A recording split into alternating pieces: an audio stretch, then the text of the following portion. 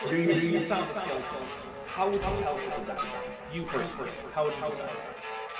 Well, interesting question. I don't know. I'd have to do some research on that.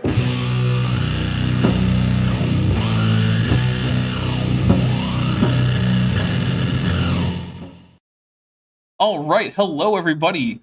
Welcome. I am here with Maddie from Science Side Up. Maddie, Hi, friends. hello. How are you today?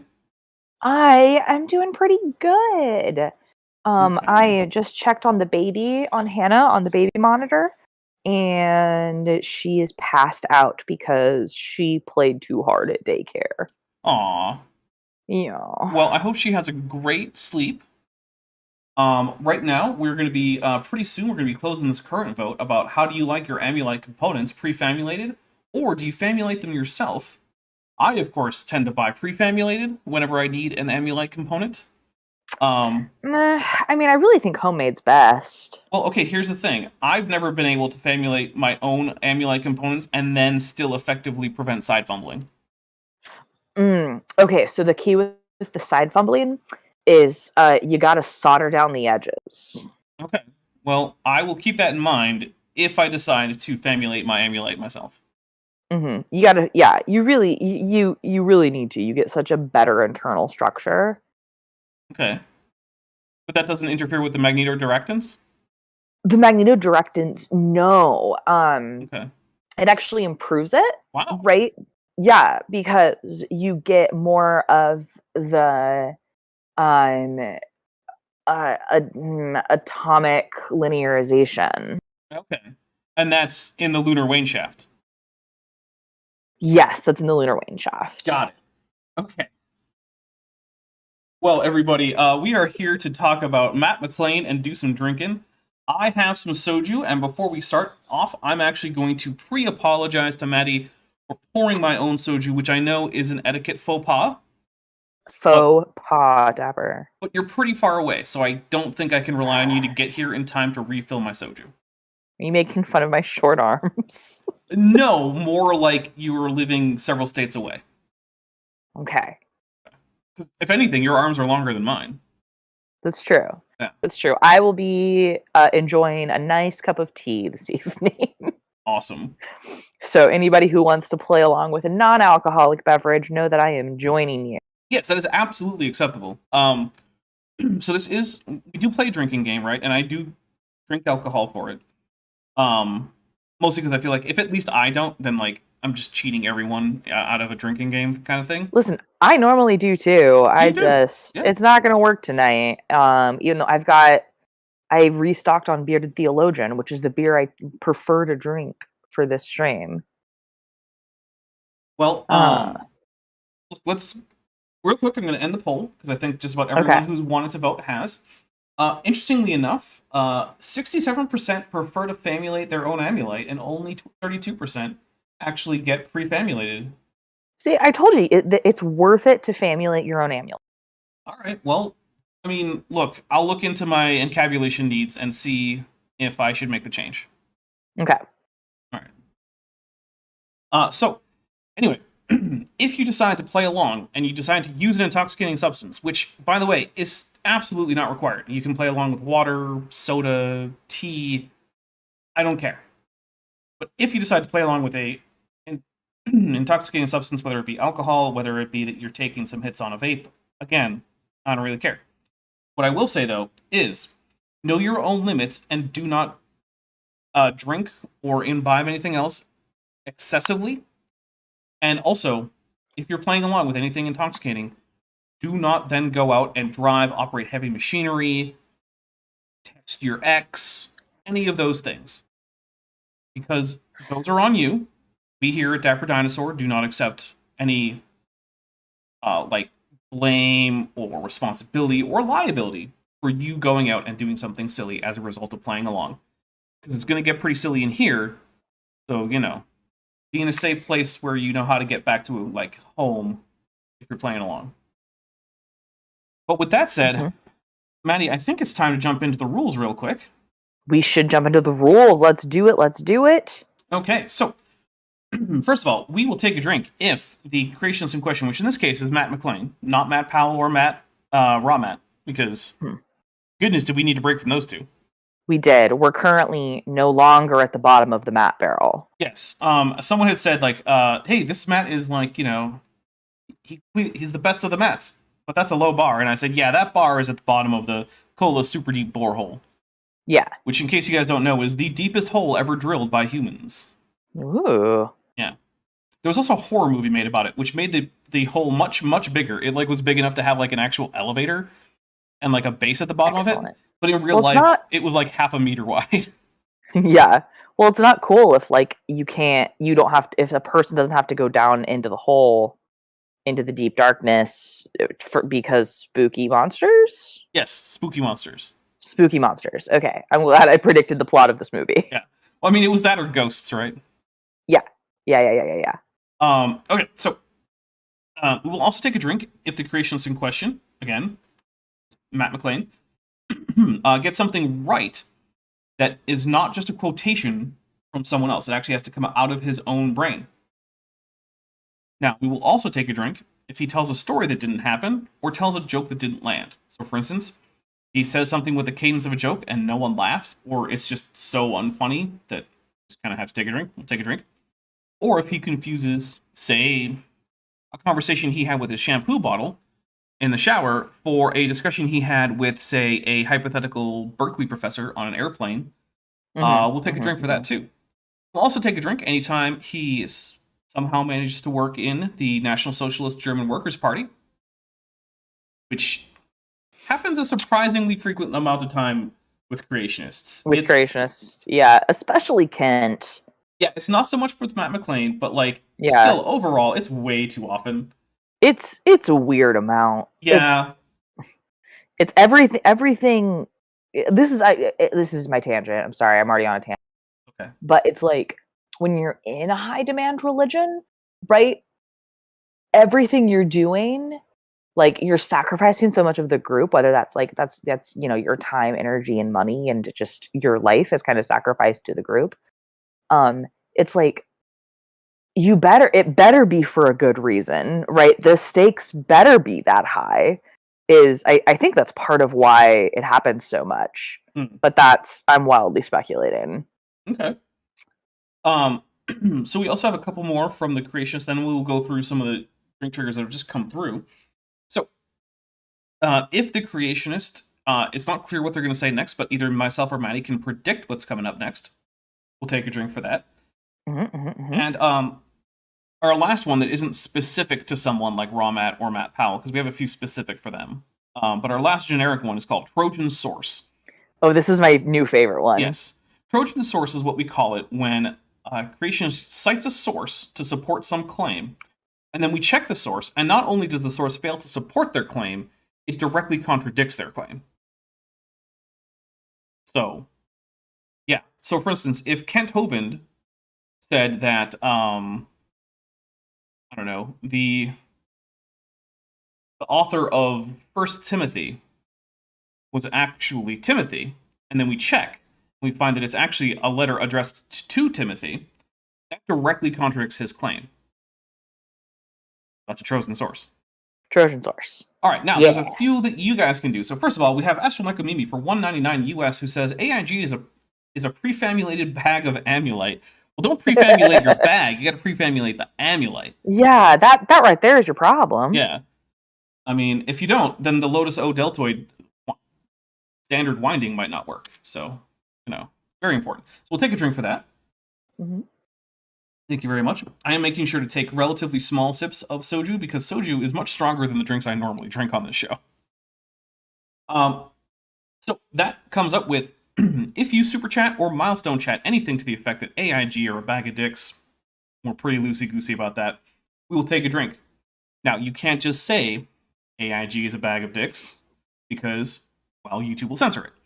You had to come up with a workaround. To heavily imply. Right. Savage Cobra, kind of official, for $5 says, there exists an eldritch entity entitled AIG that espouses and embiggens extremism. It is expressed as an expansive envelope of engorged erotic eels. All right, we'll take a drink for that one. That's pretty good. Yeah. Engorged erotic eels. I like that. Eels is an interesting one.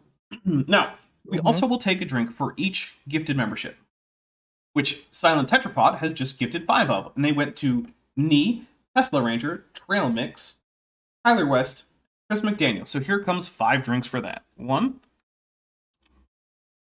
2,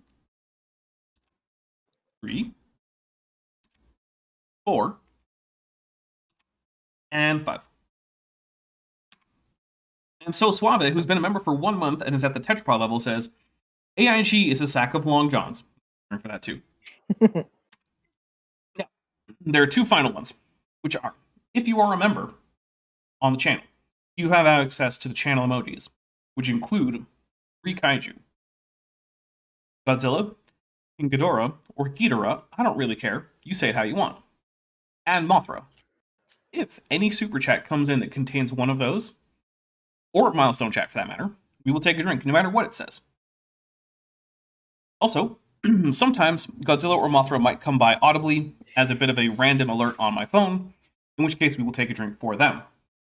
Now, for those of you who are patrons and members, I'm hoping to have at least one more video out this week, and whether or not I am in feathers is up to you guys. So currently, we are about math away from feathers. So what we're going to do is we're actually going to play some Matt McClain while I do some quick maths to make sure that I know what the heck I'm talking about. And then I'll let you know how far we are. Because basically it's like, do I wake up tomorrow and start animating feathers or no? So, you know. Okay, let's go, Matt McClain. All right, so Matt McClain. Oh, and by the way, we are 185 away. And that is Ember, who's been a member for 1 month at the annual level, and who sends a Mothra. Take a drink for Mothra. Cheers.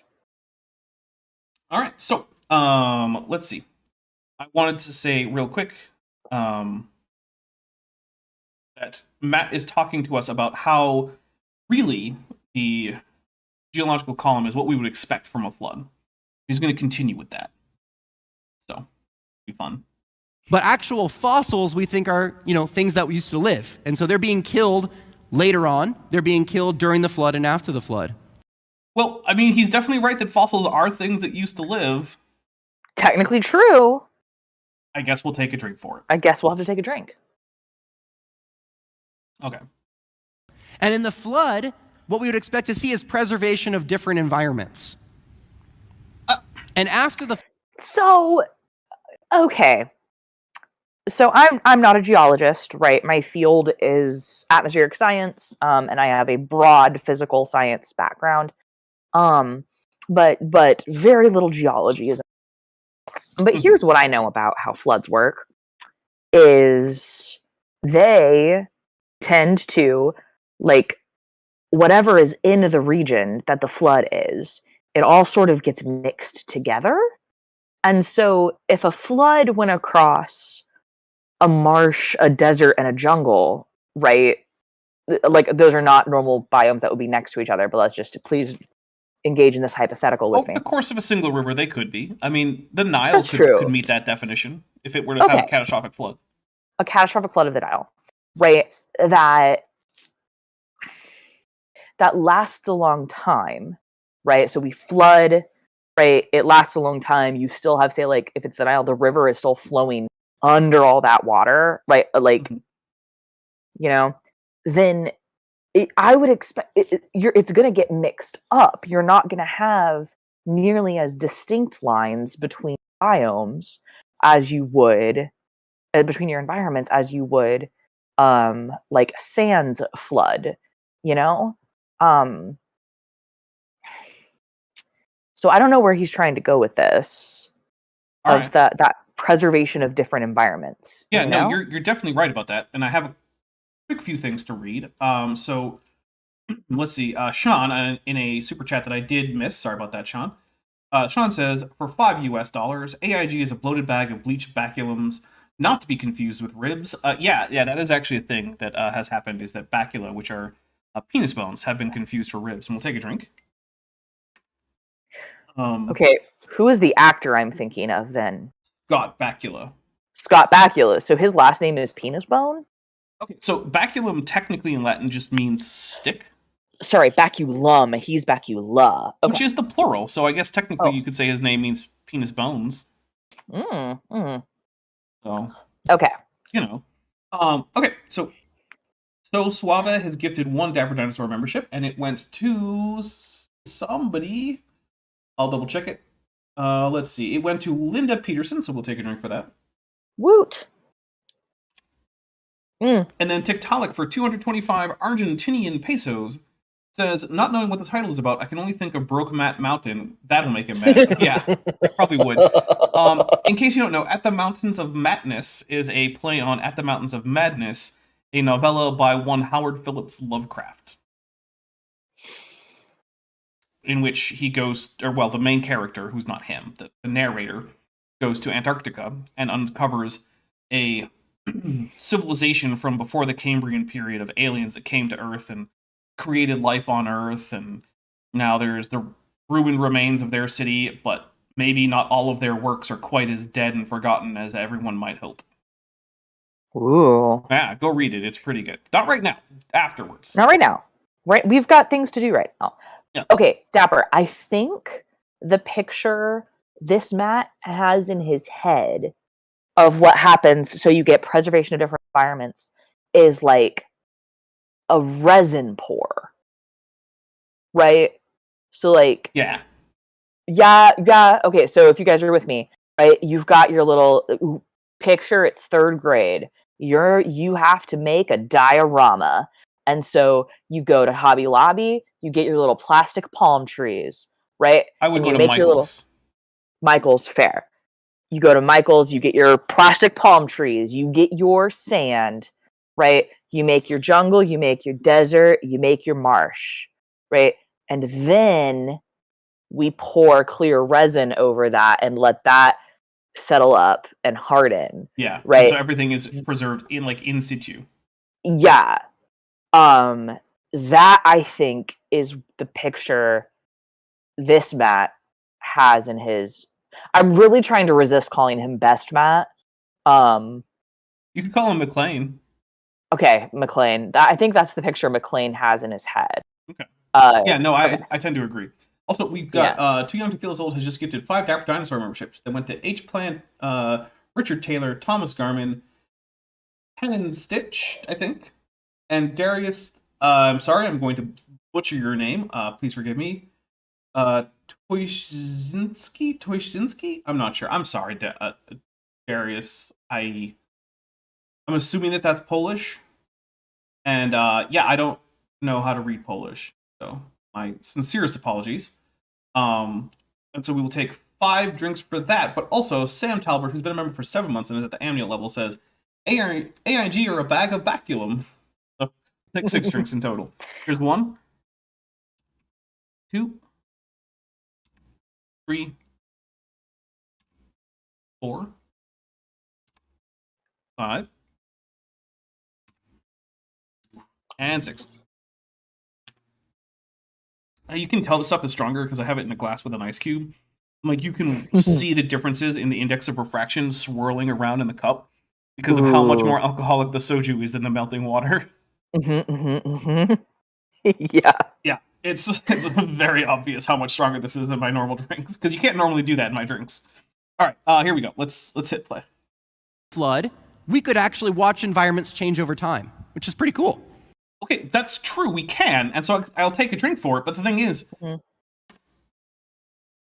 we can also do that in what he considers to be the quote-unquote pre-flood rocks, right?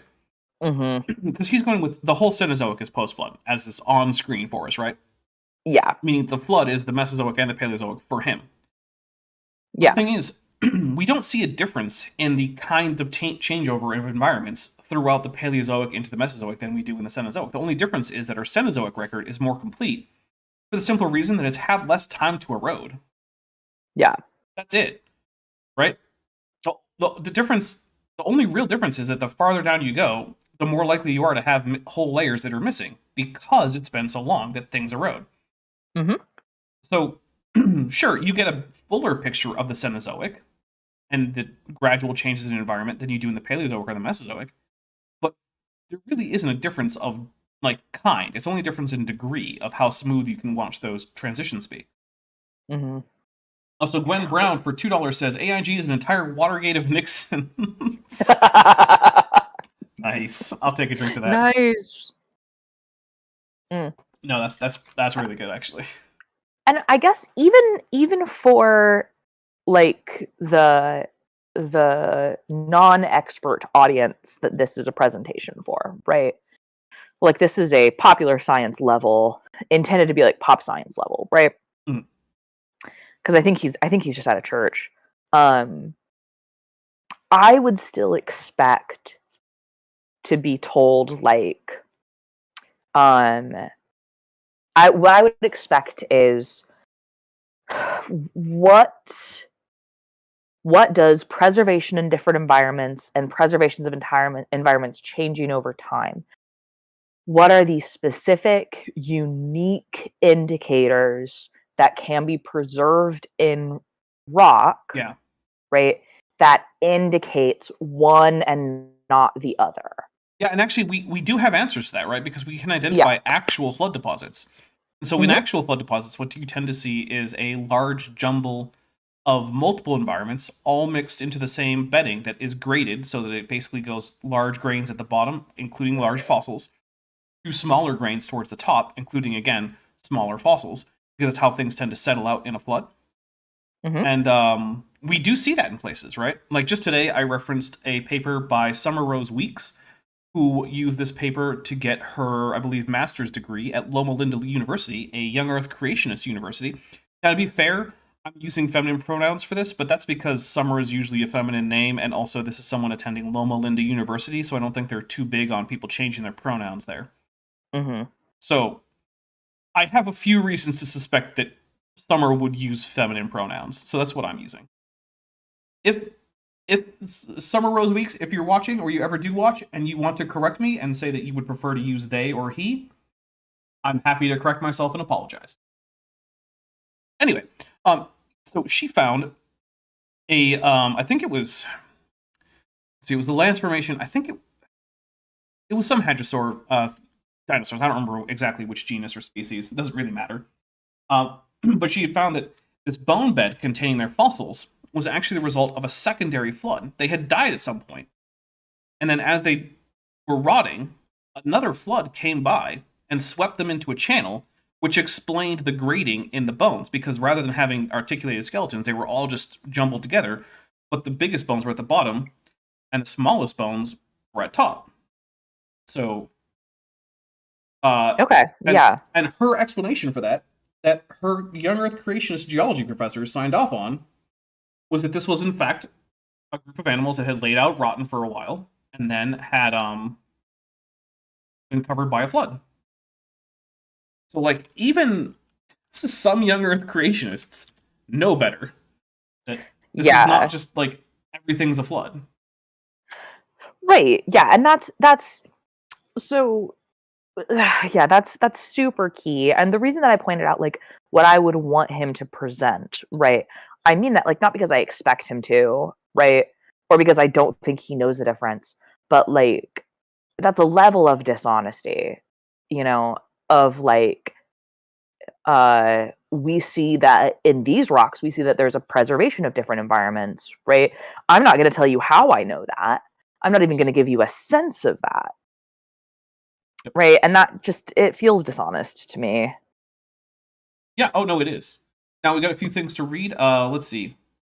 Logan Fisher for $1.99 US says AIG is a bushel of Asherah poles. We will definitely take a drink for that, which is quite a biblical deep cut right there. I'm nuts. Says, let's see. I'm at work right now, but I think I remember you saying that you had never gotten a super chat from Japan. Love your stuff. That is for 500 yen, and I'm going to try my best at the Japanese. Wachiko de Gishiri Tsumata Fukuro desu, which I believe is a bag of dicks. Excellent. Now, all of that being said, my Japanese is probably not all that much better than my, like, Polish, so I hope I didn't make any Japanese viewers, like, choke or vomit or something from my horrible butchering of your language. Dapper, Yes. were you ever stationed in Japan? I was not. I visited a You couple weren't. times. Okay. I'm trying to think. Tuesday nights is when I have my improv practice with my all-military veterans group, and I'm mixing up who was stationed where. That's... Yes. Anyway. No, I was never stationed overseas, actually. Okay. All right. I mean, neither was I, but... We'll take a drink for that. Yeah. And also, Astronomical Mimi for $4.99 US says, Revelations in Revelation, okay, are a replete rabble of rangy reptilian robes. Sure, we'll take a drink for it. Love it. These euphemisms are getting a little obscure, but you know what? That's okay. But we're having fun. Yeah, it's fine. Plus, like, do I really want to discourage people? No. No. I only want to encourage this debauchery. Exactly. This is how I can afford 3 bottles of soju instead of... So you can afford your debauchery. Right. Actually, technically, this soju could be a tax write-off. It's just I'm not spending enough on booze to make it worthwhile. Yeah. But listen, you're... I assume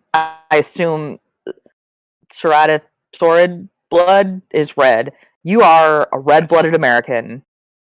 And... As it turns out, like, vertebrate blood is basically red. So, like, yeah. Uh-huh. Unless you're a Vulcan. No, Ceratosaurus is in fact a primarily American genus. There have been a few specimens of a different species than mine from Europe, but yeah, mostly American. Okay. Not the planet Vulcan, though. Not the planet Vulcan. Or the god Vulcan, for that matter. Logan Fisher says a cold-blooded American. Excuse me, a mesothermic. Oh, you are American. a mesothermic, red-blooded American. Exactly. All right, here we go. And that means you need booze. Yes. I think that was the point of my joke. Somewhere in there, yeah, that works. That's what we'd want to see as a scientist. So let's revisit these explosions and try and understand them from a creationist perspective. Let's start way back down to the Cambrian. We had fun things like Anomalocaris there. Yay. About to lunge on something. Yay! These Cambrian explosion deposits are all catastrophic burial events. What? Jesus Christ, I'm taking a drink. Citation, please? Okay. A lot of people I know, myself included, have been to the Grand Canyon. Maddie, you ever been to the Grand Canyon? I have. You ever been down to the bottom? No. Most people haven't. I haven't. I don't actually recommend it to most people. It's an arduous trek down and an even more arduous trek up. However, if you have been to the bottom of the Grand Canyon, you will have passed towards the bottom a layer of shale called the Bright Angel Shale. It is one of the most prominent Cambrian deposits in the United States of America. And in fact, it's one of the more important ones in the world.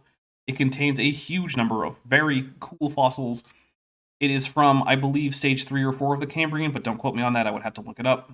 I just know it's not stage 1 or 2, mostly because, well, it's chock full of trilobites, and trilobites don't come out until stage 3.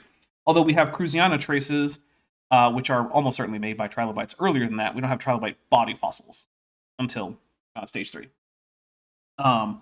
Anyway, you know what the fun thing is about shale? Okay. Shale, I don't think can be formed during the flood.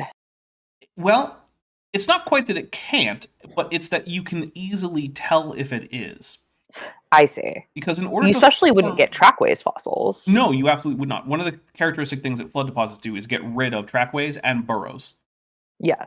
So not only is the Bright Angel Shale full of trackways and burrows, it also is what's called non-flocculated. Now, flocculation is a thing that where relatively heavy particles entrained in the water can have smaller particles accrete onto them, forming a relatively large particle, which can precipitate out. But that is noticeable in the grain of the rock. You'll actually see these large particles. It'll seem like a larger grain than the actual subunits, which are still the shale grains. But the Bright Angel Shale does not have any of these floccules, meaning that of physical necessity, right? Just as much as when you throw a ball up in the air, it's going to come back down. Just as much physical necessity as that. It had to be deposited slowly. So just right there, the most famous Cambrian deposit in the entire country this guy lives and works in is a direct refutation of this point right here. And I do not think that this guy, who has a real PhD, as far as I can tell, in paleontology, doesn't know it. So we're taking a drink for that. I think I already did, but I don't really care. Plus, also, we're going to call this the drink for my unfinished journey, being a member for 3 months at the amulet level and sending AIG, our vicious vessel of verminous. Vagine Vaders, there we go. Sorry, had to come up with which version of J am I going to use for this? I don't know if you know that the letter J is one of the most useless letters out there because it can stand for all sorts of different sounds. Excellent. Yeah. All right, here we go. And this is even in the evolutionary literature. They're saying this. No, they're not. Are there? Oh, sorry. Go ahead. What I think he's saying, and this is obnoxious, what I think he's trying to say is, to make a fossil, you have to bury stuff quickly. Which is not true. Well, it's true to a certain extent. You have to bury them faster than they decay. But on a time scale of the actual deposition, or if you were watching it, that does not have to be rapid from what you would normally think of as the word rapid. Right. It doesn't have to be, it has to be geologically rapid. It should be it depends on the type of fossil, I know, because you don't want it to get pulled apart by predators, but it just needs to stay in one place long enough to. Anywho, actually, in some cases, it can be pulled apart by predators, and you can still find it anyway. We actually have a number of fossils that are relatively isolated bones with scavenge marks on them, but we still have them. That's true. Yeah, that's true. That's if we're thinking about the ideal way to make a fossil versus all of the possible ways to make a fossil. And yeah, so that's they do this thing creationists do, which is really obnoxious, which is the best way to make a fossil is to once a creature dies, bury it quickly, right? Yeah, therefore the only way to make a fossil is during Noah's flood, right? Right. That's the logic jump, and I'm that's nonsense. Neither part of that is true. Yeah, none of that is helpful. So we got a few things to read. Too Young to Feel This Old for $10 says, let's understand X from a creationist perspective equals, let's make up a bunch of post hoc nonsense to accommodate real data to fit into my incorrect assumptions influenced by a greater than 1,000-year-old book. Yes. That is roughly what that means, yeah. Astro Nekomini from 199 says, J, did you mean J in the at the International Phonetic Alphabet? Sometimes I mean J, but sometimes I mean Y, sometimes I mean J, sometimes I mean J is a crazy letter. But also, Bridget Ander sends 3 Godzilla emojis, and so we will take a drink, and Bridget has been a member for 5 months and is at the tetrapod level. Thank you very much for your generosity, Bridget. Okay, so, yeah. Now, do we have catastrophic Cambrian deposits? Yeah, we do. But to say that they're all catastrophic, or that the Cambrian is characterized by catastrophe, is simply a lie. I do not believe that Matt McLean is dumb enough to believe that, sincerely. I went to a talk at GSA last year, and there was an expert on the Cambrian explosion, and she was talking about how they've been doing modern experiments where they're taking worms and throwing them in these things and spinning them underwater, and they'll spin them for the equivalent of 20 kilometers of travel. And then when they're done spinning it, the worms just go around, moving around, like nothing happened. Okay. I don't know about you. If I got tumbled around for 20, I would not be doing that, right? I'd be long gone. But okay, this is a pro tip to Matt McLean. When you want to tell a story about someone, don't just say some scientist who's an expert on a thing, and then not give her name. Also, if that was his understanding of the experiment, then I'm oh, honey, you didn't understand anything she was doing, right? Yeah, that does seem unlikely that he really understood the point of her experiment. Yeah, if that's your takeaway, you know what I mean? That's the type of takeaway that you get in a pop science article, right? Like Mhm. that's that like 8th grade level of understanding. And that's I keep using the idea of like 8th grade level of understanding because that is roughly what newspapers are written to. And Yeah. so that's what I try to like think of as like the general population's knowledge, expected level of knowledge in any field, right? Like my understanding of biology is now slightly more than an 8th grader's because I hang out with biologists all the time. But like my knowledge of art history is that of an 8th grader, right? Anyhow, but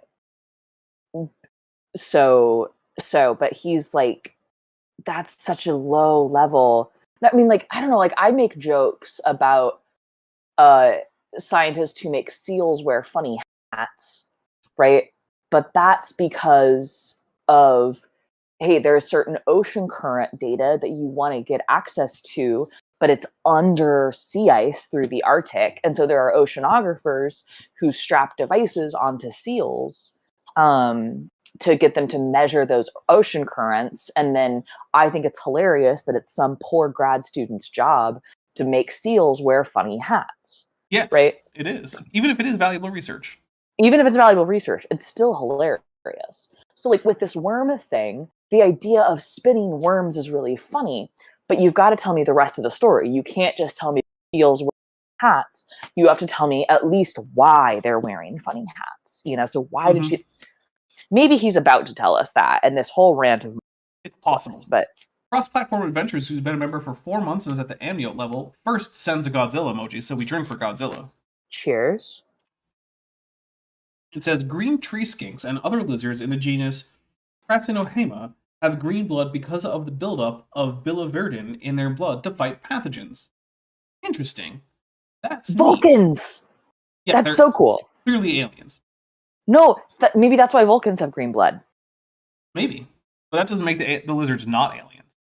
That's true. Too Young to Feel This Old for $2 US says, my youngest spawn, Aster, says, I love Dapper Dino. Well, thank you very much, Aster. Aww. I'm really glad that you enjoy the show. I don't direct it towards kids, but I'm glad that you're getting enjoyment out of it. All right, here's more Matt. She was saying, we think these animals were transported from where they originally lived to where they were buried over hundreds of kilometers. I'm like, wow, that sounds a lot like what I think. I'm not sure how that experiment, as he described it, would then follow into that conclusion, which makes me think you're right, Maddie. He was not giving us the full picture of this, which is unsurprising. Yeah, because I'm wondering if it would be like, if she was looking for is there some unique signature to this type of worm that is like transported, you know, versus dies in situ? Like, yeah, I don't know. I don't know. Very, very strange to me. That's very strange. And listen, the thing is, you don't need a worldwide flood to get transport of a small organism. Not at all. Over 100 miles. And that's like one of the things that kind of drives me nuts about like conspiracy theories and things like this, is well, this could be what's happening. And that's like, but that's not, it's not necessary. And if you want me to believe in a worldwide flood, you have to give me something that can only be explained by that. It's just Giorgio Tsoukalos talking about aliens and saying, is such a thing even possible? Yes, it is. And it's like, yeah, okay, buddy, sure, it's possible. Yeah, this is me much. This is like History Channel 2 rhetoric. Right. You know? Some researchers believe. Yeah. Some researchers, cool. Some researchers. All right, here we go. Ancient alien theorists. That's exciting. I mean, to some extent, sure. And someone asked, well, the sand that you're saying that buried some of these things, the sand deposits, those things are hundreds of kilometers away. And she's like, yeah, I think that something happened there. So even in the evolutionary community, they're starting to think some of those ways. Look, people in the scientific community, which is what that means, yeah, right? Because there's a scientific community, And then there are various pseudoscientific communities, of which young Earth creationism is one. In fact, just today I wrote like almost 4 pages of single space size 11 Arial text going through this long list of signs of pseudoscience and showing how out of the like 28 categories, creationism meets all but like 4. Excellent. It's really bad. So, but the thing is, the scientific community has been on board with things like landslides, floods, volcanoes, asteroid impacts for decades. This isn't new. In fact, they were never against them. Well, right? There was a time when geology was pretty skeptical of anything catastrophic. In like the immediate wake of like Charles Lyell's book, which was pretty, he went a bit overboard on the uniformitarian side of things. Okay, wasn't that in like the 1800s? Yes. So, sorry, I'm thinking of modern science, not history of science. Okay, but as a guy with a history degree, basically anything from the 1700s on definitely counts as modern. Okay, I live in science land where if your paper is pre-2000, it's probably trash. To be fair, paleontology doesn't actually work that way because sometimes the only paper on something is from like 1896, and that's what you cite. That's true. Meteorology as a field is only about 100 years old, and the subset of meteorology I study and possible to study since the 80s. Yeah, so you and paleontology and then my history degree are all working on very different timescales. We're all working on very different timescales. And also, like, I did all of my undergrad research on impact craters. So I'm like, what do you mean when people don't accept impact craters? They do now, but actually for a while, people explained impact craters as just the calderas of extinct volcanoes. Oh, they have very different structures, but yes, okay. We know that now. Cool. So let's see. Meldeborn, who's been a member for 8 months and was at the Sauropsid level, thank you very much for your generosity, Meldeborn, says the amount of mental gymnastics that young Earth creationists go through to promote their desired hypothesis really goes to show how little they care about proper science. Thanks for the commentary, Dapper and Maddie. Well, thank you, and yeah, I totally agree. Also, yeah, I agree too, and thank you so much. Savage Corporate Kinda Official, who's been a member for 6 months and is at the Amniot level, says, if you got ships that can cross oceans, you're in the modern period. Yeah, to a large extent, that works out, yeah. Like the 1600s that are often, like parts of the 1600s are in the quote-unquote modern period. Yep. Okay, fair. That's right. The whole world isn't just what I do. Okay. Right. So that's also like people will talk about things like, oh, how the New Testament is an ancient work of literature. It's like, nope, that's antiquity. Ancient is earlier than that. The Old Testament is ancient. The New Testament is only antiquity. So take that. That, I'm not going to lie, I would mess that up. Oh, everyone messes that up. Everyone except people who have history training mess that one up. Yeah, like I would use ancient in the colloquial sense of just to mean very old. Yeah, but no, it's an actual period of history. Okay. Yeah, it's basically the Bronze Age and like the early Iron Age. That's fun. I couldn't put years on that. Well, right? So the thing is that no one can because it changes based on where you are geographically. So, you know. Okay. Gotcha. It's all very complicated. Yeah. And yes, DMing, I am saying that different words have different meanings in different contexts, as it turns out.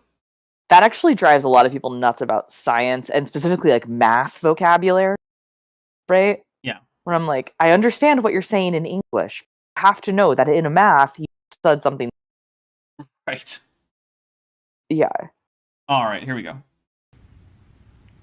So what does this mean? Well, we think that the Cambrian explosion represents large pre-flood catastrophes, or, and this is what I think, the initial organisms killed by the flood. I'm just take a drink. We've already gone over that at length. It's dumb. We're taking help me out, my guy. Yeah.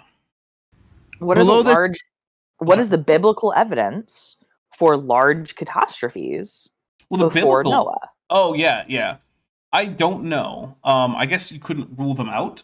Because, I mean, a lot of catastrophes are just the result of things like fluid dynamics, like storms and whatnot. Every once in a while, I hear someone say something like, oh, there couldn't have been storms before the flood. I'm like, I'm sorry, did, like, convection not happen before the flood? No, actually, wait. Help me out on this, Dapper, because there's definitely some weird biblical literalism branch that thinks that the first time it rained ever was the flood. So there's a passage in Genesis about how the land was watered by springs and mists that come up from the ground. Okay. But again, unless you're going to say that like heat transfer just wasn't a thing before the flood. Dapper, normal heat transfer isn't a thing during the flood because yeah. the ball of plasma that the Earth would be. So, like, good point. But yeah, I guess if you're willing to break physics that badly, who cares about the rain before the flood? Yeah. So I'm just saying that, like, I'm just saying for McLean's argument here, right? So he's being dumber than he needs to be, and it's frustrating. Yes. Right. So also, I would like for everyone to hit like, because less than half of you have hit like, which means I like less than half of you half as well as you deserve. So while I'm remembering to click over and hit like on the stream I have playing in the background, so either, right, we don't have to claim catastrophic burial for Cambrian explosion deposits because they were before the flood, and so we don't need all of them to have been buried in a catastrophe, right? Or, right, so then we don't have to do the bad, right? And like, or you cut out a little bit the last thing you said. What was it? We didn't have to. We don't have to. So if we don't need the Cambrian explosion deposits to be in the flood, right? Then we don't need to do the bad geology of they were all buried in a single catastrophic event. Well, not necessarily there, but you're going to have to do bad geology somewhere because you have to place a flood somewhere in geological history, and it just isn't there. Right. No, it's not. I just feel like he's doing more bad geology than is strictly necessary and is not even like biblically necessary. And therefore he's a poopy head. Okay. That's it. That's all I got. I don't. Bridget Adair for $5 says, given the truth of AIG's nature, I submit to you that it would not be inaccurate to describe any given argument they should employ as fallacious, but with a PH. So we will take a drink for that one. Very nice. Lovely. Lovely, lovely, lovely. All right, here we go. You see something called the Great Unconformity, where there's a huge erosional surface that the flood would leave in its wake, and it would bury marine organisms first. Okay. The Great Unconformity is in fact something that is not currently super well explained. It is what's called an open question, but you do not get to then just put in whatever explanation you would like. Now, there is evidence towards the end of the period where you're seeing the Great Unconformity of things like large-scale, almost global glaciation, which I don't know if you know, but glaciers are great at eroding things. They sure are. Which is also, glaciers are not the things that are floods, because floods definitionally require liquid water. Yes. And glaciers definitionally are solid water. Mm-hmm. And leave behind different kinds of deposits. Like glaciers leave behind things like drop stones that are of very large size. They do not tend to smooth out these drop stones nearly as much as a flood might. They don't tend to result in as finely graded bedding because there's not a liquid high energy deposition happening because despite the fact that they're very good at eroding things, it's not a very rapid process compared to flooding. So yeah, there's a lot of differences. And the current indication is that it's more likely erosion from glaciers than from floods. Both water, still very different phenomena. And Nee, who's been a member for 2 months and is at the annual level, says, Young Earth creationism isn't biblically necessary. Archbishop Usher was a smeghead with the Godzilla. And we will drink for the Godzilla. Excellent. Also, I think, I know this is true for like recent regions where there used to be a glacier and is now not. They leave really distinct gravity anomalies. That's so you a can more measure recent thing. Okay. Yeah. So what's happening there is that It's the rebound of the rock, right? That's where we find the gravity anomaly. Yeah, the crust has been depressed deeper into the mantle than it normally would be. And so while it's still down lower than it normally would be, there's going to be a gravity anomaly there because you're just less far away from the center of the mass of the Earth, basically. Right, but that wouldn't persist. Yeah, so we're talking about like 2 billion years ago. That's not going to persist for 2 billion years. No. Reverend Howell, for £2, says, at the middens of ministry. Nice. Yeah. Excellent. Look, Maddie, I don't know if you noticed, but last time we also did a Lovecraft pun. I'm going to try to keep those up for a little while. I love it. Yeah. Well, you've been doing a lot of Call of Cthulhu stuff on what's the name? Amateurish Productions. Amateurish Productions. There you go. Yeah, I'm doing a solo Call of Cthulhu. I've killed so many characters. And that's kind of how Call of Cthulhu goes. Last time I killed 2 in under an hour. Wow. I know. All right, here we go. Before the flood comes to land. And that's what you're getting. What about those carboniferous amphibians like Crassigyrinus? Well, I love this reconstruction of Crassigyrinus. It looks so derpy. He's so dirty. He's like, meh. Meh, I'm going to bite your ankles. Meh. Well, in general, the Paleozoic before this is pretty much marine. You don't find any terrestrial animals. But here's the thing. You do find terrestrial deposits, Matt. What's up with that? There are terrestrial... What's up with that? Yep, there are terrestrial and Ordovician and Silurian deposits. How does that happen? So I'm just going to take a drink for like, all these fossils are mostly marine. Yeah, that's true. Shame about all those non-fossil bearing deposits from the same time frame that are terrestrial. It's almost like life really only existed in the water, and then it evolved to become more terrestrial over time. Weird. Ooh wee. What's up with that? What's up with that? All right, I'll just sing while you're drinking. How's that? Fine by me. Yeah. All right, here we go. The first terrestrial vertebrates you get are in the Devonian. So could the bizarre appearances of these Devonian carboniferous fish and tetrapods be related to an environment which no longer exists? And this was an idea that Kurt... Yeah, it could. It's called swamps that primarily have an entirely different flora and fauna, but they're just swamps, and now he's going to go, my goodness, he's going to get into the floating forest. Okay. Sorry, help me out with what's confusing about... Okay, so... Because I'm getting to the, like, where I don't... this type of paleontology, these are just not things I carry around in my head. Okay, so what does carboniferous mean? So carboniferous is a period of time in the geological column, which in North America is traditionally split into the Pennsylvanian and Mississippian. So if you see those two terms, those are just the first and second half of the carboniferous, and it's called that because it is where the largest coal deposits are. Oh, okay. So lots of carbon. Mm-hmm. Cool. Okay, cool. And so the first terrestrial vertebrates are in the Denovian. Whatever. Devonian. Devonian. There we go. Yes, the V comes first. Yeah. Okay. You could just go with Denobulan. Yeah, I feel like that's a Star Trek reference. It is a Star Trek reference. That's Dr. Phlox from Star Trek Enterprise was Denobulan. I love Dr. Phlox. He is pretty great. The Beagle is the best part of that series. Okay, but that doesn't make Dr. Phlox not great. But also, Dr. Tapioca Weasel has just gifted a Dapper Dinosaur membership, which went to Vagary. So congratulations, Vagary. Thank you, Dr. Tapioca Weasel. We'll take a drink. Okay. But here's the thing.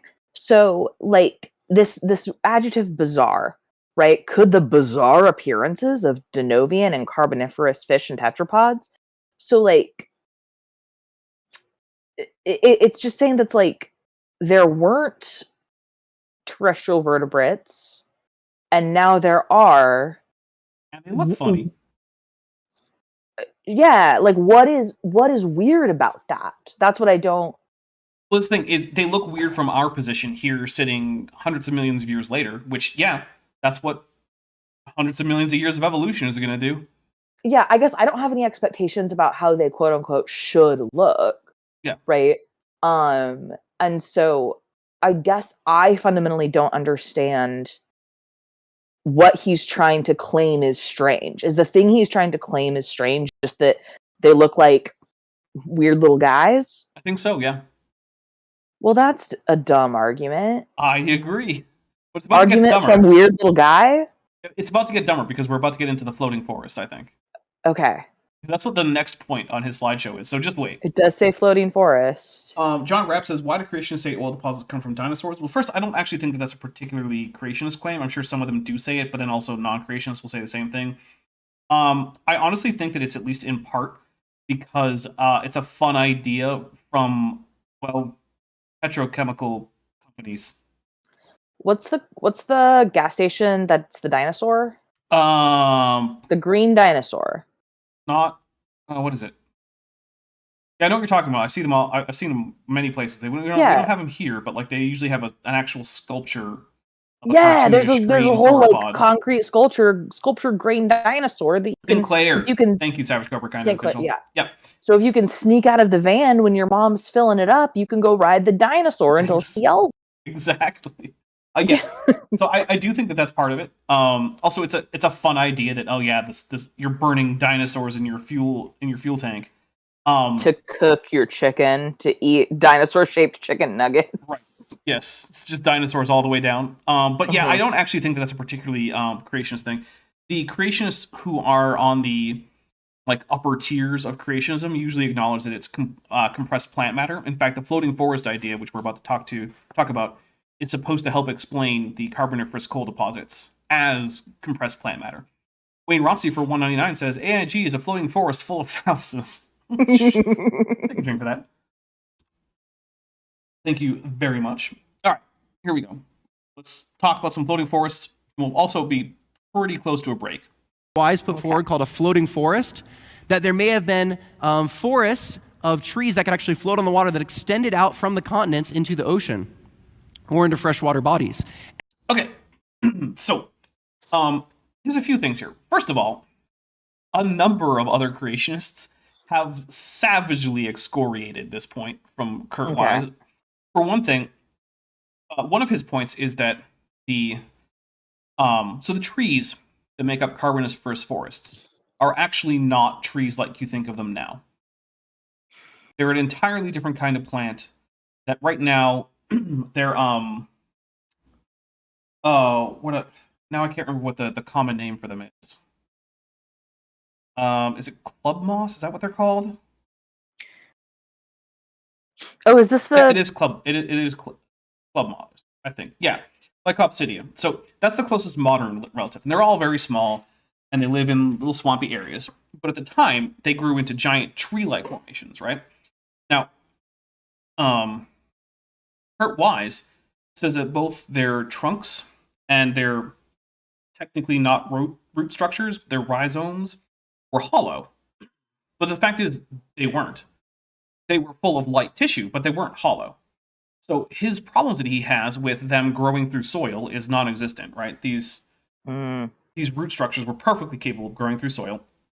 There's no evidence that they were floating. In fact, in Carboniferous forests, like, you ever hear of the Petrified Forest in Arizona, also near the Grand Canyon? Yeah. Yeah, that's an example of this. And we get multiple layers of forest growing at different layers, also with what's called soil horizons. That's where you can tell the surface of the dirt was. And you have fossilized dirt, fossilized soil. It's not technically dirt, it's soil, right? Fossilized soil, complete with the organic components fossilized in there. So how is it going to be underwater if you have multiple soil horizons, Kurt? It doesn't work. No. Plus, it gets worse because floating forests are a real thing. They're called quaking bogs in real life. But the thing about quaking bogs is that they do not persist for any significant amount of time in anything but the absolute calmest conditions. You need there to be essentially no wind and no currents. But Kurt Wise is imagining these extending miles offshore on continents. That's impossible. No. You cannot have that. It will collapse within days, not years. Days. So, sorry, Kurt. Not a thing.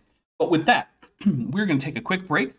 You guys will be treated to the musical stylings of one Beethoven, slash some ads because, capitalism time.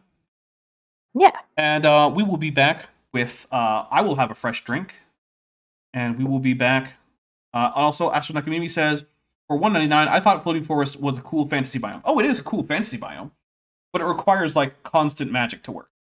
Or just, like, you need to have some excuse as to why the body of water is so absolutely absurdly calm, because it needs to be very, very calm. Like, there can basically be almost no waves and virtually no wind. Because otherwise, yeah, it's not going to persist.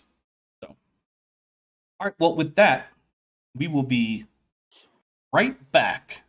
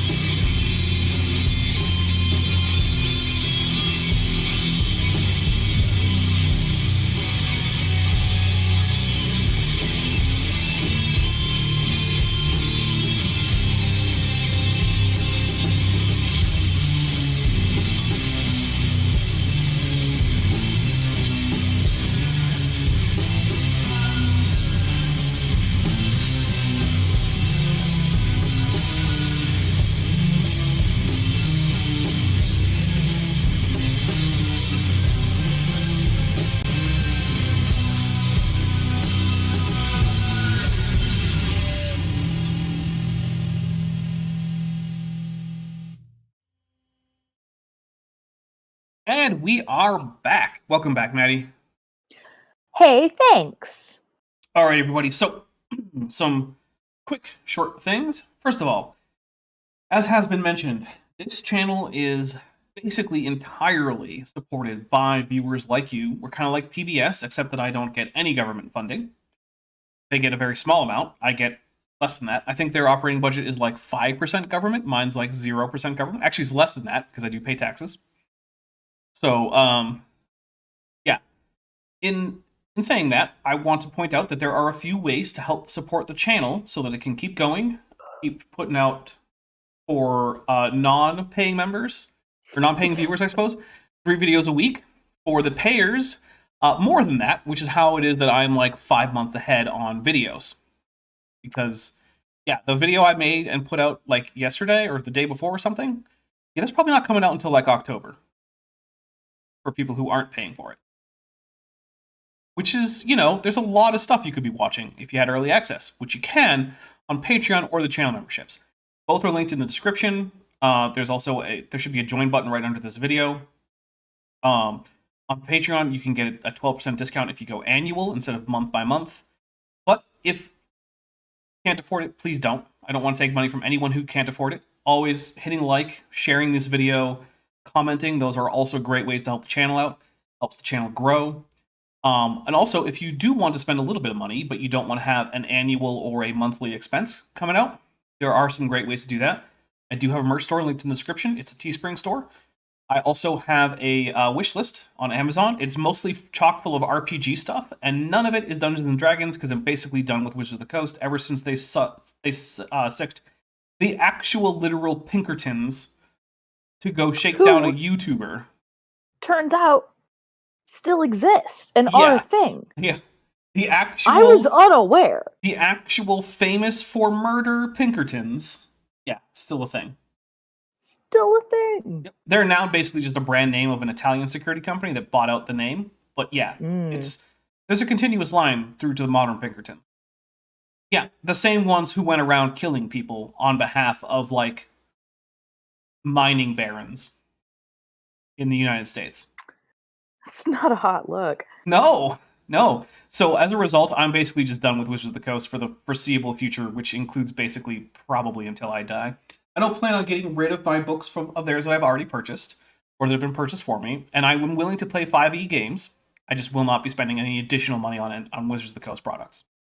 But that doesn't mean that I won't play, let's see, recently I've gotten Call of Cthulhu, Alien RPG, Dishonored RPG, the Dune RPG.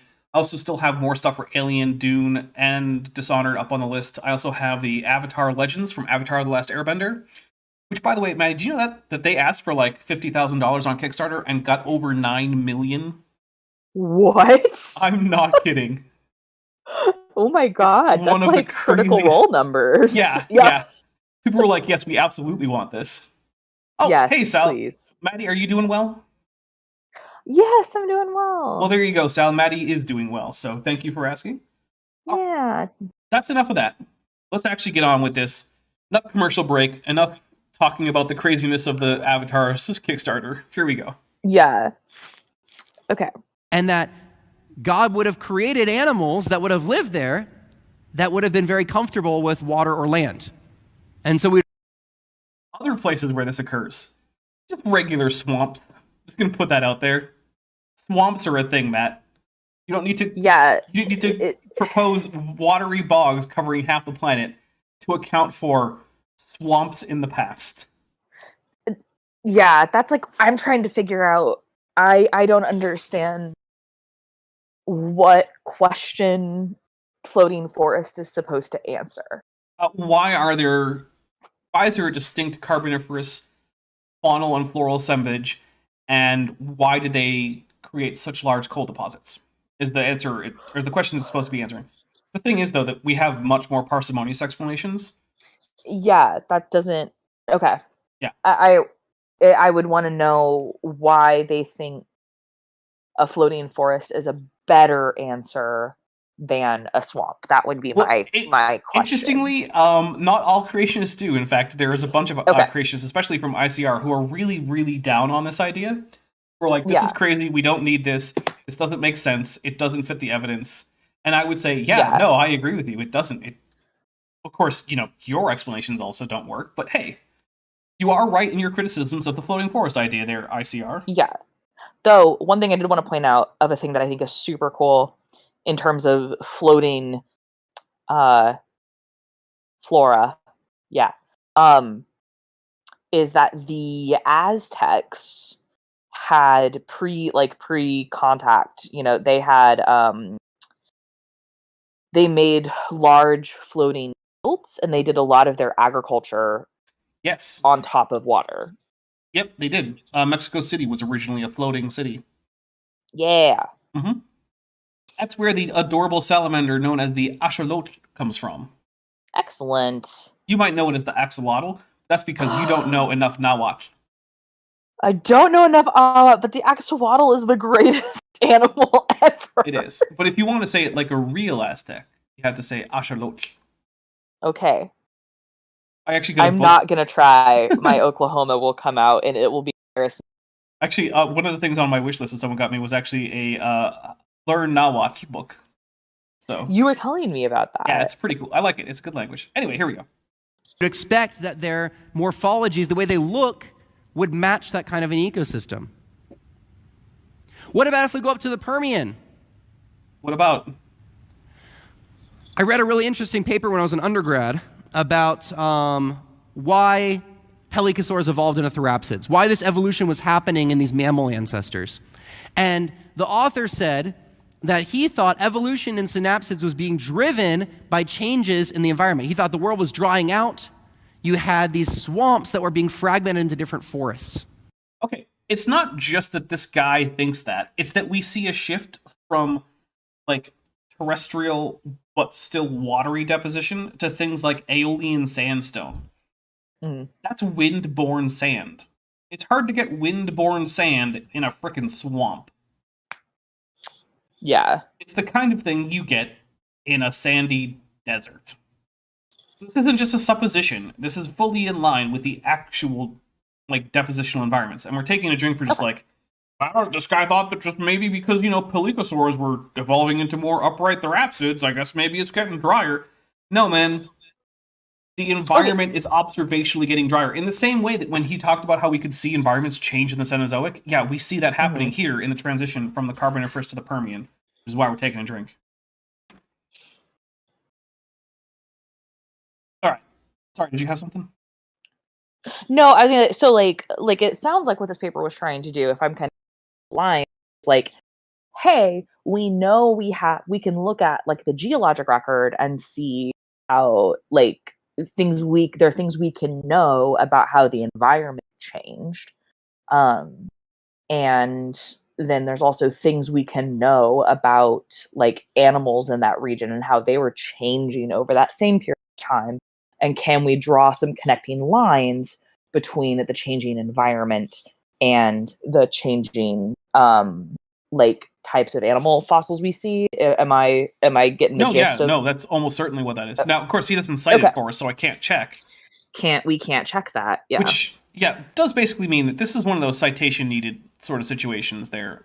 A lot of this presentation is citation needed. It's just bad form. Yeah, it's honestly shocking to me that there hasn't been a single real citation that I've noticed this entire time, despite him mentioning the work of multiple scientists, whom apparently he knows by name. Yeah, that's even in my silly little seminar when I slip in pictures of sad polar bears, right?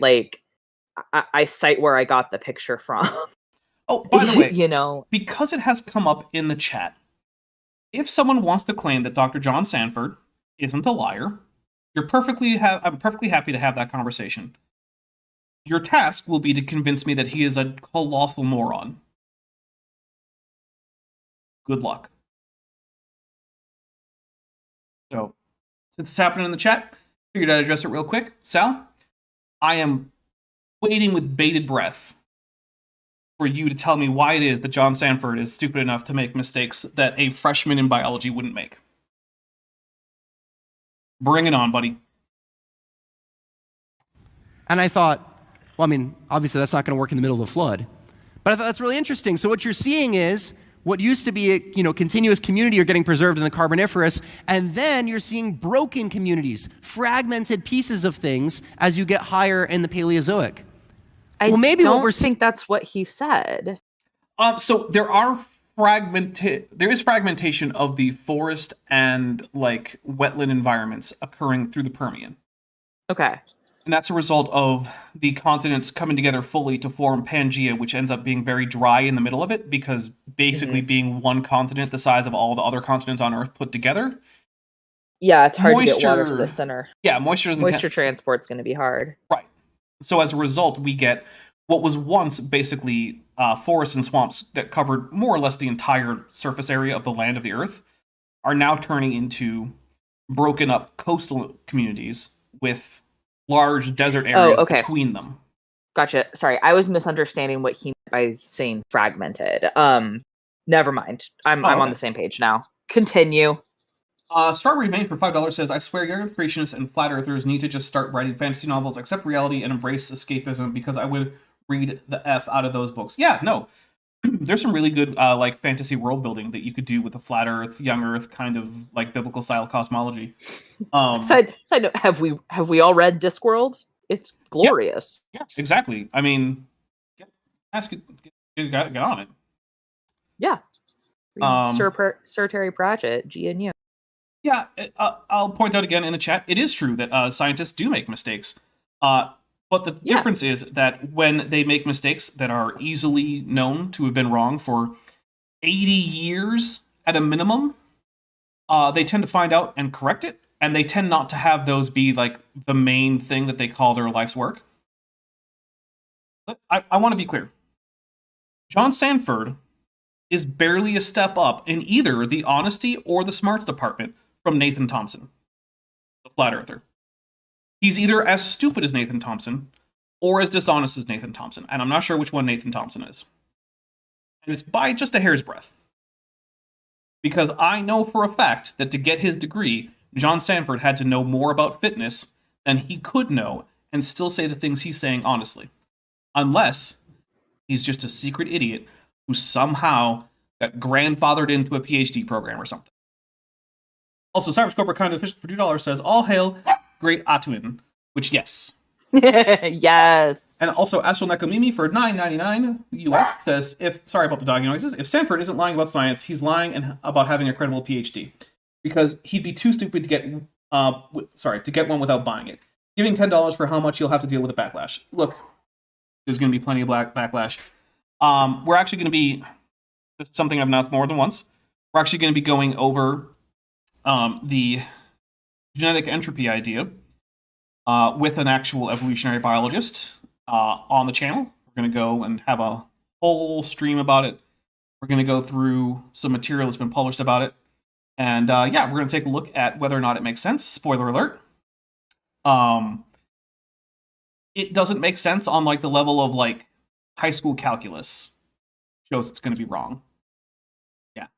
Like if you got through pre-calc, you'll probably know something's up. Is the level of nonsense that it's on. So, genetic entropy is as much a thing as like perspective making the sun set on flat Earth. So, I'm happy to talk with you, although I would like, if you want to talk to me about John Sanford, for you to have actually watched my videos about John Sanford, rather than simply tone policing them. If you want to talk about that topic in particular, that's probably going to be a requirement. Here we go. These fragmented forests are actually chunks of the floating forest that have broken off, and they're getting buried a little bit higher than the main part of the floating forest. So our Permian... Okay, then they should be divided by marine sediments. Yeah. Specifically, marine turbidite sediments. Instead, they're separated by terrestrial desert deposits that are non-catastrophic for the most part. There's going to be the occasional landslide here and there, right? But by and large, non-catastrophic deposition. Communities then might be a combination of pre-flood ecosystems and short-lived flood communities. What do I mean by short-lived desert flood communities? I'm taking a drink for that one. Yeah, no. In the middle of a global flood, for a in few the months. middle of a global The flood. water drained away to the point that it became a dry desert full of wind-borne sand that had time to again, liquefy. And this explains the existence of coal and Yes. why the animals in the Carboniferous are weird little dudes. And also why the animals in the Permian apparently are desert adapted for Yeah. some reason. Because the idea that something would become desert adapted in less than a year. Yeah. Which is what would have to happen for this like small ecosystem floating community to happen. So we would have to have animals literally evolve, right? Hyper-evolution in their mini desert community in the middle of a flood, right? Yep. And then also be fossilized. Like, It's if anything, it's dumber than just it was all buried at one time by a flood. that explanation is very silly. Yeah. All right. By the way, guys, this would have had to be very early in the flood. This would have been like probably before the halfway point of like the rising phase of the flood, according to most flood models. So yeah, and that's not taking into account the heat problem, right? Right. Like, let's remember that this is a ball of plasma. Yeah. As Savage Cobra kind of official points out for $2, the water was boiled off by the heat problem. Yeah. Oh, that's how you get a desert. Yeah. It doesn't help when the temperature is enough to vaporize the silica that makes up the sand, but you know. Yeah. Because let's remember, the temperature would have been enough to vaporize the granite crust of the earth, never mind the silica up on top of it. Yeah. Like, let's be clear. Impact craters, like a single impactor is enough that's enough energy to fully melt the solid. Oh, you broke up a little bit. Oh, sorry. I was saying that impact craters, when you have like the energy of impact from like a 1 kilometer across asteroid, is enough to fully vaporize the impactor that is made of solid iron. Oh, yeah. Right? And the majority of the crater. And even if you add up all the evident impact Earths that we have, or impactors that we have that have impacted Earth that we know about for sure, is less than 1% of the heat generated by the flood. Yeah. So yeah, it's a problem. Yeah, it's a problem for which there's no answer that I've ever found other than magic. Yeah. Just magic. Which, look, if you want to say magic, I mean, okay, but you're not doing science. Yeah, and I've said this before. Like, there is not like the person who holds to a young Earth creationism belief that says, like, I recognize that, like, this belief is not congruent with discoveries of modern science, right? And I hold this belief on faith, right? That this is true despite the evidence, right? Yeah. Like, it's not because of the evidence. It's definitely despite. Yeah, that's a, like, the position there of, like, I believe in the young Earth creationism. That stops being an issue. Like, I believe in the young Earth creationism despite the evidence, right? Like, that is now actually a position of faith and a theological position, and is not something I am. Sorry, I ripped my headphone out of my ear. Yeah, it did sound kind of like that. Yeah, yeah. So, like, that's not a position that you and I would be having a Tuesday night. No. That would be something I might discuss off air with someone, but it's definitely not going to be that's not the point of the channel. That would be an interesting theological conversation, right? About, like, the implications of that. But that position isn't actually one that I think is, like, the reason that I think most young Earth creationist, like, views are problematic is because of the science nihilism that it fosters, and that is something that I really like.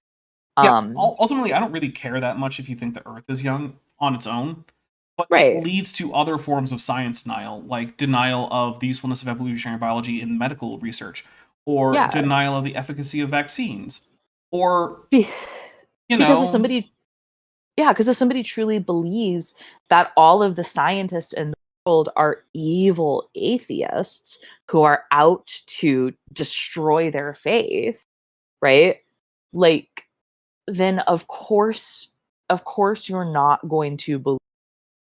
Well, of course you'll believe the next person who says, "Oh, this big pharma is just trying to get evil scientists," Mm-hmm. right?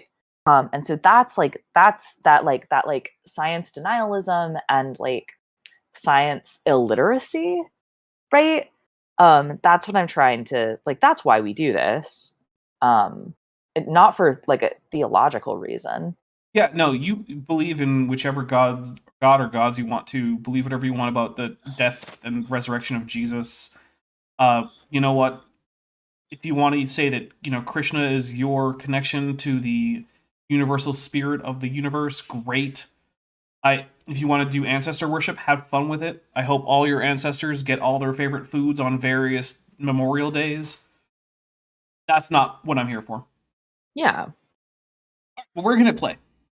Okay. Short-lived flood community. Well, not everything's getting killed in the flood instantaneously. We know that because we have footprints of animals all through rocks that we call flood rocks. I think everything outside... Okay, once again, floods erase ichnofossils that are in the process of being preserved in them. You can only get ichnofossils at the very top of a flood deposit.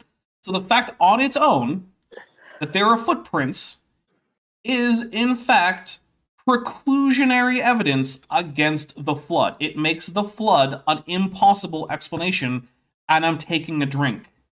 Yeah. I want to make this clear. If you ever find a footprint that's anywhere other than the actual top layer of a stratum, you know it's not a turbidite deposit, which is what floods make. Period. Right? This isn't like, oh, well, maybe. No. It's over. You can't preserve footprints at the bottom of the ocean. Also, if the waters rise enough to cover literally all land at the top of Mount Everest, where is something walking?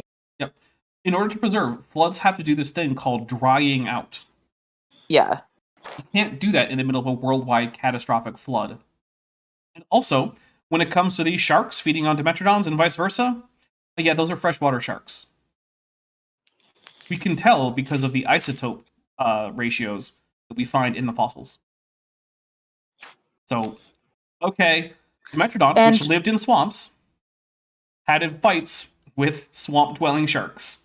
Hooray! I don't see the point. Yeah, and don't freshwater sharks exist today, specifically in Lake Managua? I'm not sure about that lake specifically. They do exist, though. They're not terribly common. They seem to have been more common at the time.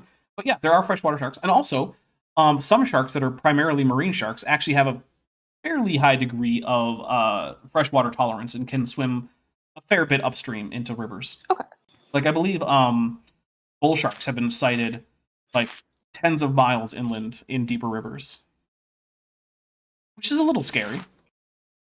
When you said tens of miles, I was thinking of the Never Nudes reveal in... There are dozens of us!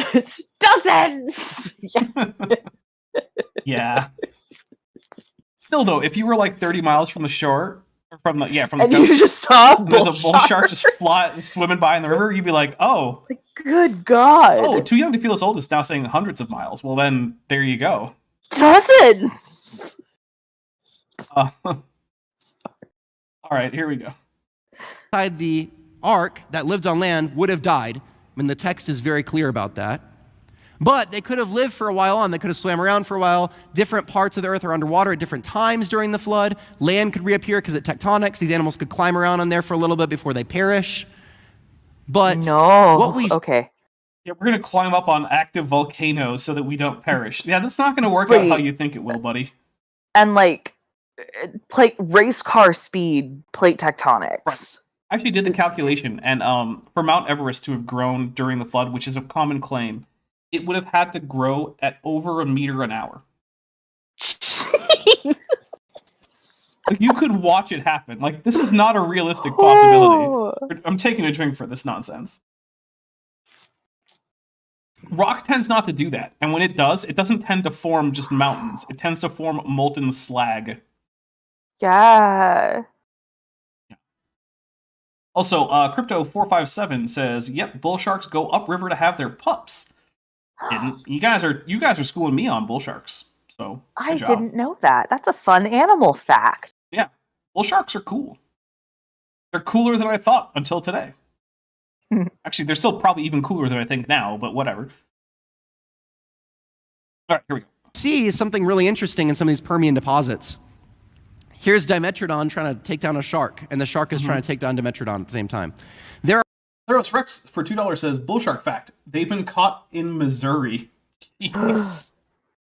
Oh, okay. True Oklahoma fact. Okay. It is illegal to hunt whales in the landlocked state of Oklahoma. Okay.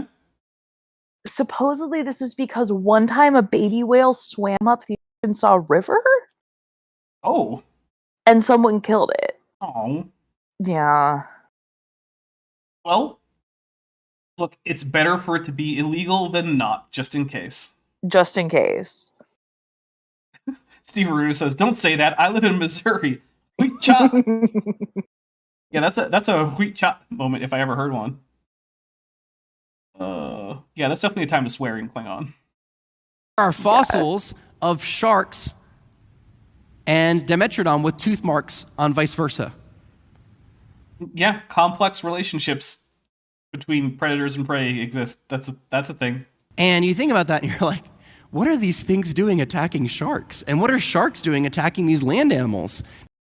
Sharks attack land animals if they enter the water not too infrequently. That's a thing. Yeah, sharks. Yeah, I mean, like, sharks attacking humans isn't common, but it happens. So these are sharks that are living in the swamp. My guess is that a decent portion of their diet is actually non-aquatic organisms. Yeah. Putting that out there. Because that's the case for a lot of aquatic predators in swampy environments. They take what they can get. Yeah, don't... Now, these are... Alligators will... Never mind. That was going to be a bad example. Fair enough. Thought by evolution to be freshwater sharks. I'm not debating that necessarily. Oh, yay, but thanks. That's really interesting. Why are these animals intermingling? Well, maybe they have to.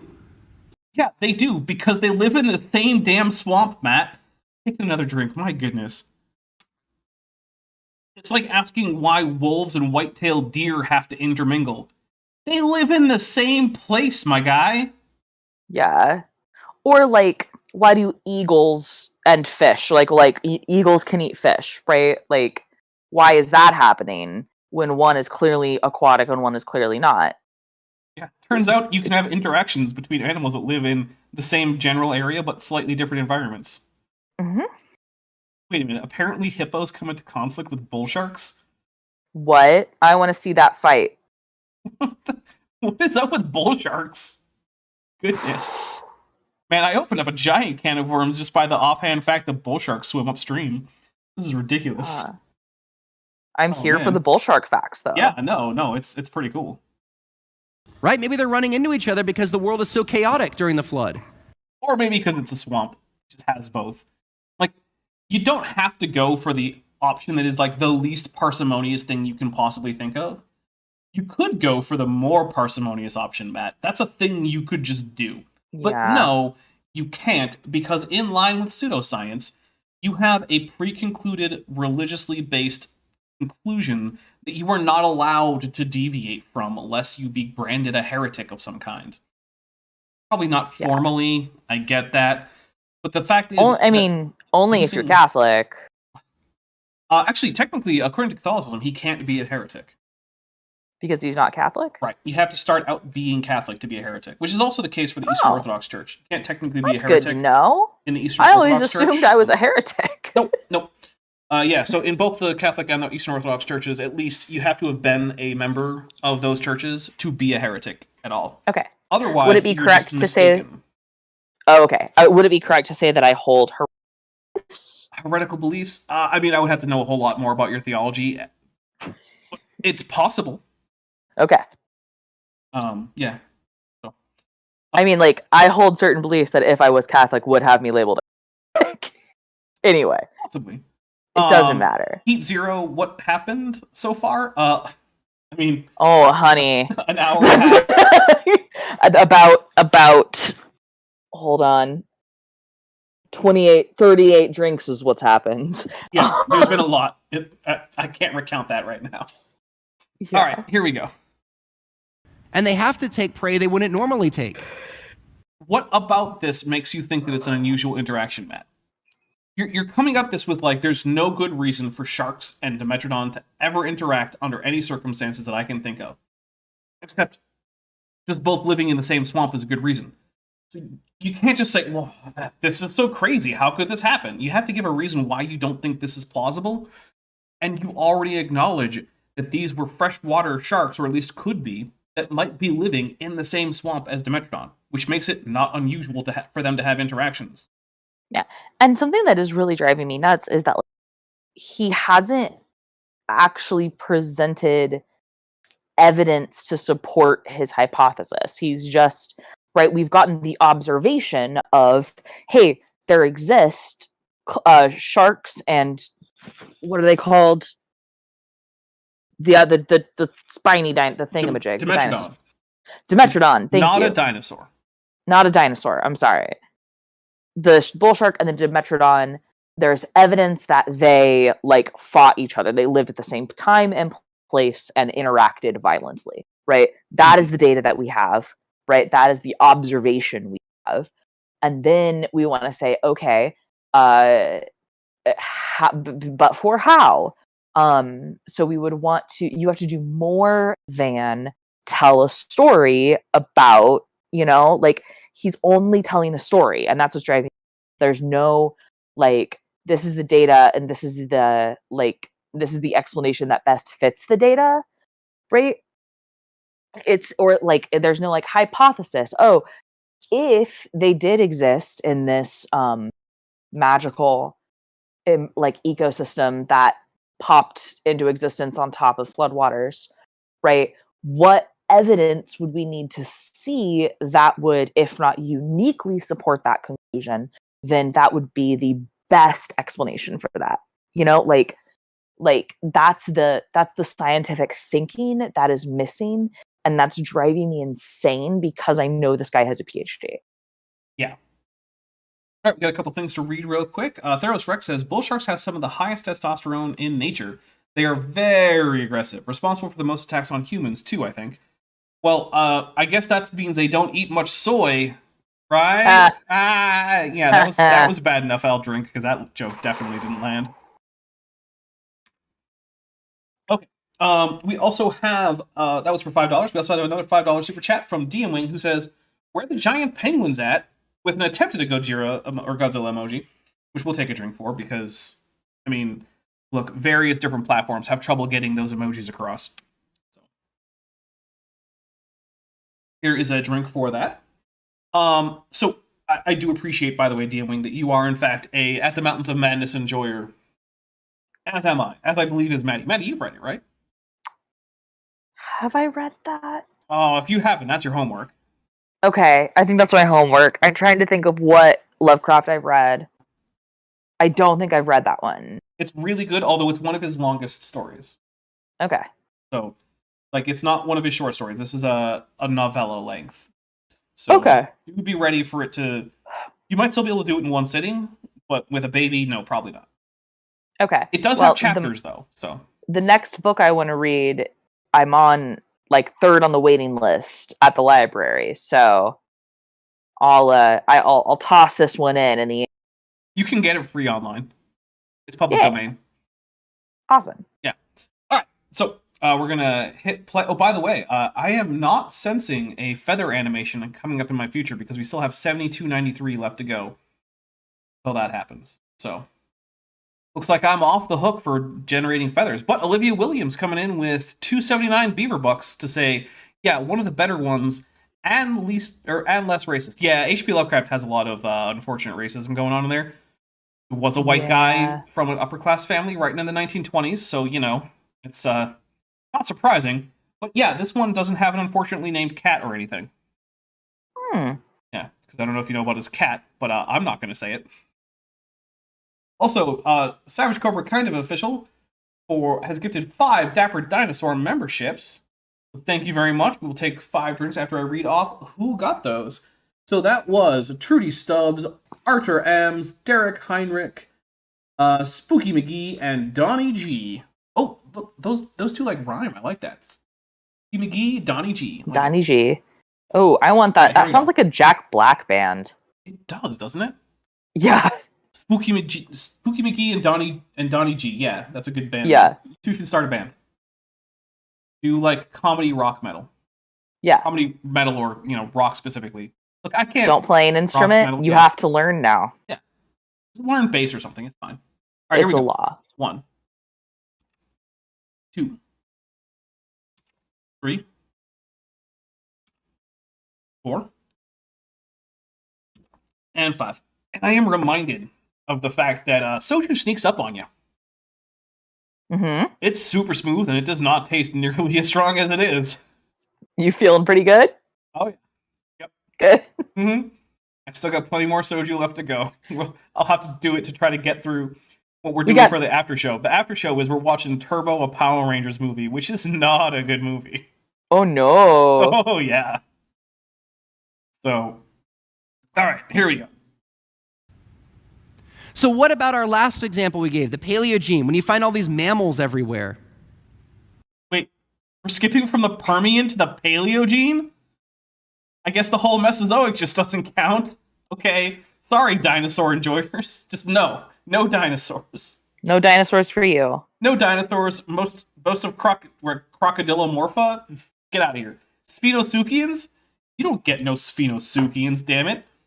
We're on to freaking planocranids and mammals. Okay. Well, we think the Cretaceous-Paleogene boundary might represent the end of the flood. Yeah, you think that, but ICR makes great counterpoints, and then you make great counterpoints against their upper, upper Eocene flood boundary or something crazy like that? Yeah. There's literally no reason to think the Paleogene represents the beginning of a post-flood era. There's no, excess of erosion right before this or during this period. There's no evidence of an increase in turbidite deposits right around here. The only thing that happens is the iridium layer, followed by a faunal changeover. The actual deposition doesn't change all that much. Yeah, and so again, it's all well and good for different organizations to say well, this is pre-flood, this is post-flood. That's ad hoc justification. What you would want to do is say okay, if there was a global flood, right, then what would we expect to see a transition from yes flood to right? What would what evidence would we expect if that had happened? Well, we would expect a few things. One, we would expect to have to see some kind of change in depositional environment that's fairly significant. Whereas we don't really. After the end of the Cretaceous, right? The sea transgressions are all still in place at the beginning of the Paleogene that were in place at the end of the Cretaceous. The parts that were still deserts are still deserts. The parts that are, were wetlands are still mostly wetlands. They have to go through a recovery period after the asteroid impact to get their faunal and floral diversity back up. But the basic environmental layout of the Earth remains the same, despite the fact that apparently we're now just post-flood. Also, Savage Cobra Kind of Official for $2 says, so mammals are all post-flood? Asking for Meyer. No, in fact. The first crown mammals show up in the Jurassic, despite the fact that Stephen Meyer seemed to say that, or no, he didn't seem to say, he explicitly said that mammals don't appear in the fossil record until the Eocene. Which means all these animals were being shown, according to Stephen Meyer, these animals you're seeing on screen don't exist. Well, they either don't exist or they're not mammals. Okay. You get to decide which of those Stephen Myers thinks is true. And also, if you want me to say that he's not lying, I welcome whoever would like to try to convince me that he is in fact just extremely stupid. Because it's a possibility. I don't think it's true because I've heard him talk and he doesn't sound that stupid. But maybe. I'm open to the possibility for both him and John Sanford. I mean, maybe they're just total morons. Now, I feel like the guy who has an invention in the Smithsonian is probably not a total moron. But unfortunately, that leaves me with the probably a liar. But, you know. That's the current thinking. I think it's a good model. And you say it's the current thinking, like it's a consensus in young Earth creationism, but there is no consensus on this. There's not a consensus on basically anything in young Earth creationism for the very good reason that none of it has any evidence. Yeah, that's the, like, to get consensus, what you need is, like, okay, I'll just give an example from my own research. Mhm. Like, I want to know mechanically, like, what is going on that causes lots of sea ice to be lost over the course of like a day. And I mean like 250,000 square kilometers is lost. You know, vaporized silica and iron might do it.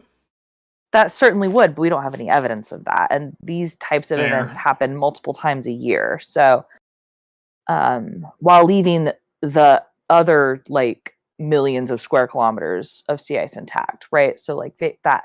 So basically there's three kind of leading ideas, right? A, warm air is transported from lower latitude over the ice. 2, basically warm water is transported and melted. And then 3 is ocean waves mechanically break it up, which allows it then to melt faster, right? Like, and that's based off of, we know the sea ice goes away, right? We know we have and we know, like, we know that, hey, when things get warm, they melt, right? We know something about how ocean, right, and how like warm layers in the Arctic Ocean work. So, and we've observed ocean waves breaking up large, right? So these are all processes that are known to happen, right? But do they cause this specific kind of type of event? That's the question. Yeah. So, one, those are the 3 current ideas because those are the have for, and we have like observations from multiple different sources that all kind of are saying this feels like it may be. Yeah. So like, hey, for my dissertation, the chapter I'm working on right now is a whole statistical study of different atmospheric variables and how they co-vary with daily sea ice changes out of a specific data set. Another group that like I'm partnering with a little bit is looking at this same question via a climate modeling tool, right? And then like other groups are looking at the ocean things, right? And looking at modeling how the like warm layer of ocean over the course of this. Because Arctic water is weird because warm water sometimes sinks because it's more salty. Okay. Right. So your thermocline is opposite. Anywho, so my point here being that these are all like multiple scientists in multiple different labs working on the same problem from multiple different approaches, and hey, it turns out all of our data is pointing to the same things. Weird, right? isn't it? Yeah, where we differ is like the relative importance of like, yeah, where we differ is like the relative importance and like, ooh, it looks like this model isn't actually Maddie, did we lose right. you? Maybe, I don't know, can you hear me? I can hear you now. Okay. So like what I was saying is that like you know, hey, we're not getting identical answers, right? Like ocean waves account 75%. Not that, but by asking, like by using wildly different methods, we're all getting to kind of the same idea of this, like, what's more important, right? And different people have different ideas. But, like, so, like, that's my this science of this slow creeping, like, we kind of all agree on the question and what the answer would look like in our different methodologies, right? But it's not just like, to me, this some of the young earth creationism, I'm going to put science in quotes here, feels like throwing spaghetti at the wall, right? And know, like, okay, if this is the data, this is our hypothesis. If our hypothesis, like, how do we test this hypothesis? Like, all of that scientific thinking feels missing. Yeah, well, and it is. Yeah. It is, because ultimately, okay, spoiler alerts. Yeah. It's all bullshit, right? The Earth isn't You 6,000 could've- years old. You Evolution could have is real. fooled me. Right. Yeah. Earth isn't 6,000 years old. Evolution is real. There's no such thing as genetic entropy or the waiting time problem. The solar system didn't form as is 6,000 years ago. Like, it's all just No. nonsense. There was no global flood. It didn't happen. And if you start with, well, it totally did happen. Things that couldn't have happened totally did. You can't get multiple avenues of evidence to point towards the same explanation. Yeah. It's impossible. So they don't. And so all you get is these circular arguments going back and forth between creationists about how my model is totally right. Nope, my model is totally right and yours is totally wrong. And the only thing they get right are the reasons why the other person's model can't be right. Yeah, you're right. Those are good reasons it can't be right. And so are there reasons why yours can't be. Because as it turns out, none of them are. Because, once again, I want to make this as clear as possible. Young Earth creationism is just flat Earth with better funding. It is no more plausible to say that the Earth is 6,000 years old than to say that it has an overall curvature value of 0. Those are equally plausible things. They are both physically impossible based on just high school level science. The most advanced creationist ideas don't take more than a freshman level education in an undergrad program in a relevant field to know why it's wrong. Anyone who does not acknowledge this is doing so because of non-scientific, prior held beliefs which are more important to them than evidence. This includes Dr. John Sanford, it includes Andrew Snelling, it includes Jason Lyle, it includes Todd Wood. At least Todd Wood is kind of honest about it. All right, we're going to get a little bit more in. We're going to start wrapping it up after that. And so what you would expect after the flood is that animals have to recolonize the earth, and they're going to rapidly diversify within their created kinds. What about those genera? Because remember, created kinds are at the family level, but there are genera that go across the KPG boundary. What's up with that? How did that happen? You can just take a drink for that one real quick there. Yeah, because that's a thing. There are known genera, especially of mammals, that cross the KPG. You find the same animals before and after, with no interruption. That flatly contradicts the idea that this is a flood boundary. So, yeah. And so that's why we're seeing the sudden burst of appearance of all these mammal orders, all these bird orders right after that boundary, because these animals are suddenly filling the earth and they're going into environments where they can be preserved as fossils. Okay, if the flood is preserving all these crazy environments as fossil-bearing sections of the rock, where were these mammals living that it was impossible for them to be fossilized beforehand? I mean, look at that big titanotheres over there on the right. That thing's not that much smaller than a triceratops. It's a bit smaller, but it's not by much. And it has basically the same niche as a triceratops. Where did it live that it didn't get buried in the same types of areas as ceratopsians? There isn't even much of an attempt. It it just doesn't make sense, right? And we do have mammals from the Mesozoic period. We have Jurassic and Cretaceous mammals, and we have, like, all the way back into, like, the Permian, we have stem mammals, not quite mammals, but things that are more closely related to modern mammals than they are to anything else that's alive today. So, like, we know that mammals and mammal-like animals can live in all these places. So, like, and yeah, Need points out a Triceratops skull is taller than Vishanti. Yes, it is. I was able to compare them both in person. Yes.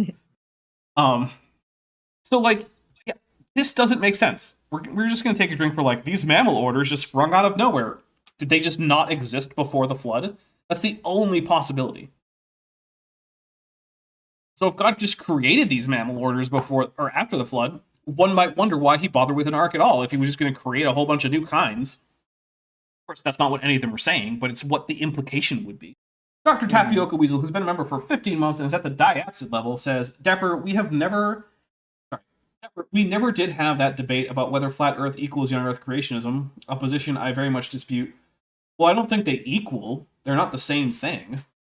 I emailed Chesh to set it up. Did I miss a reply or something? Not that I know of, but then he also sends Godzilla, Mothra, AIG is a bag of dicks emoji. We'll take a drink for that. Vandali1998 for $2 says, so did the mammals have 100 kids each to diversify? They would have to do more than that. So the problem is that we get roughly modern levels of diversity by the Old Kingdom of Egypt because we know that they're depicting modern animals in their art and in their writing.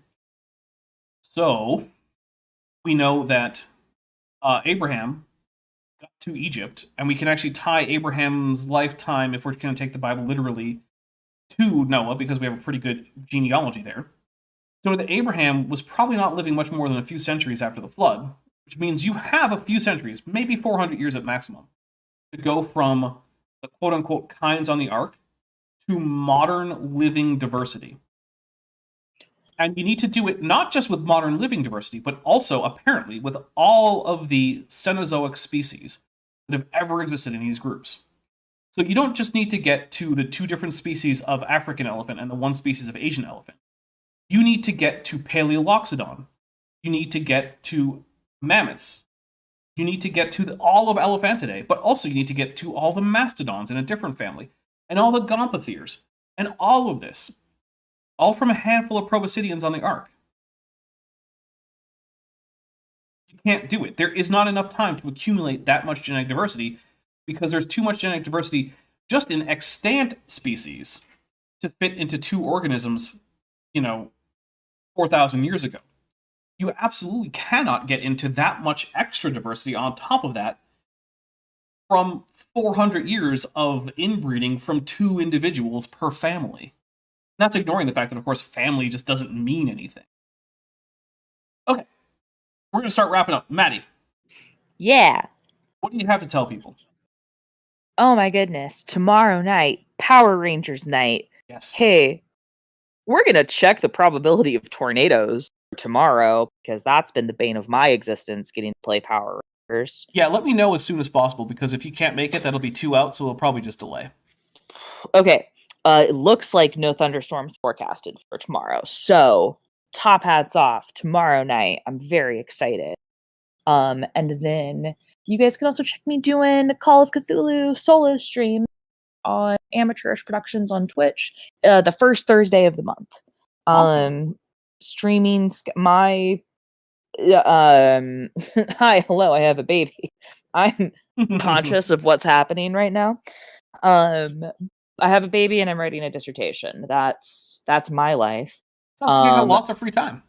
Yeah, so much free time. But I really want to get back to doing some of my my pseudoscience debunking streams, especially on man, I found a treasure trove of really bad climate science takes, and we might just I need to express some feelings about it. So I'll see what I can do. Fair.